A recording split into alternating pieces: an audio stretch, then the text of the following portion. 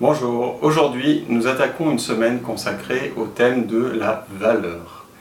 Nous allons commencer par nous interroger sur la façon dont nous percevons notre valeur au regard des autres. Dans cette question, Lise Bourbeau aborde la problématique de la valeur par les deux aspects. Dans l'explication par celui que nous percevons à travers le regard des autres, et dans la question par celui que nous nous donnons. Et je vais plutôt m'attarder sur cette deuxième partie. Culturellement et surtout dans le modèle christianiste, ce sont les autres qui nous donnent notre valeur, puisque nous devons agir pour les autres et ce sont les autres qui nous diront si ce que l'on fait est bien ou pas. Ce sont les autres qui nous jugent, etc. etc. Ceci étant, c'est quand même quelque chose qu'on décide, qu'on a accepté de faire, c'est-à-dire qu'on accepte que ce soit les autres qui nous disent quelle est notre valeur, en tout cas qui nous le fassent sentir, qui nous communiquent par différents éléments, notamment par la gratification, en disant c'est bien ou c'est pas bien, ce qui est malheureusement beaucoup plus fréquent dans nos sociétés.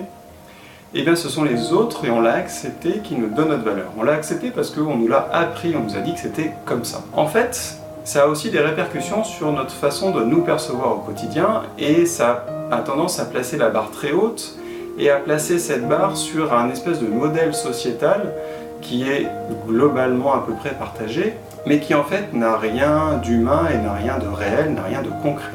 Ce qui en découle, c'est que nous avons tendance à nous comparer à cet idéal ou à nous comparer sur chacun des domaines d'action de notre vie à ce qu'il y a de mieux dans chacun de ces domaines, en occultant le fait que personne n'est bon ou n'est le meilleur dans tous les domaines.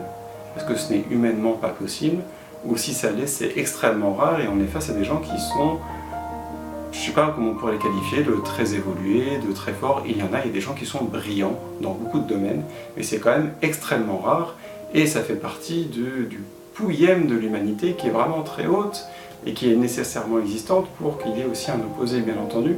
Mais le gros de la population est dans la même masse et personne n'est toujours hyper performant, n'est toujours au meilleur, au top de chaque domaine. C'est pas possible.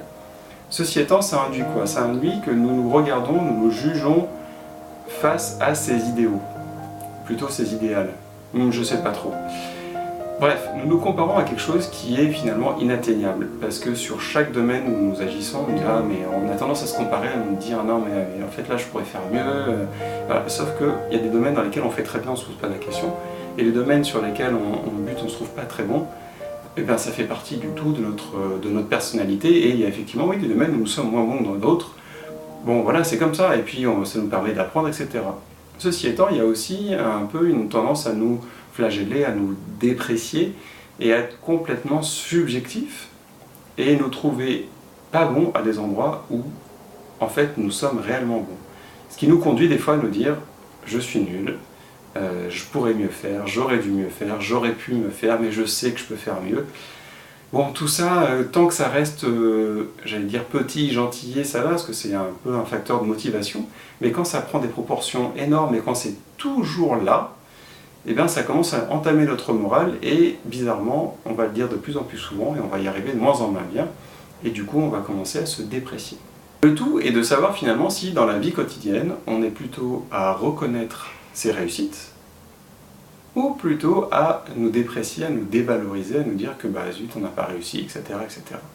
Et encore une fois, dans notre modèle sociétal, on a plutôt tendance à parler des choses qui ne vont pas, du coup, nous-mêmes, à nous focaliser sur les choses que l'on ne fait pas bien, voire même jusqu'à douter finalement des choses que l'on fait bien, on se demande si on les fait réellement bien, plutôt que se dire bah ça je l'ai bien fait, je suis content de moi, parce que ce ne sont pas des messages courants que l'on reçoit de la part des autres. Voilà pour aujourd'hui, je m'arrête, c'est la question d'introduction de la semaine sur la valeur. J'espère que ça vous a plu, je vous souhaite une très belle journée.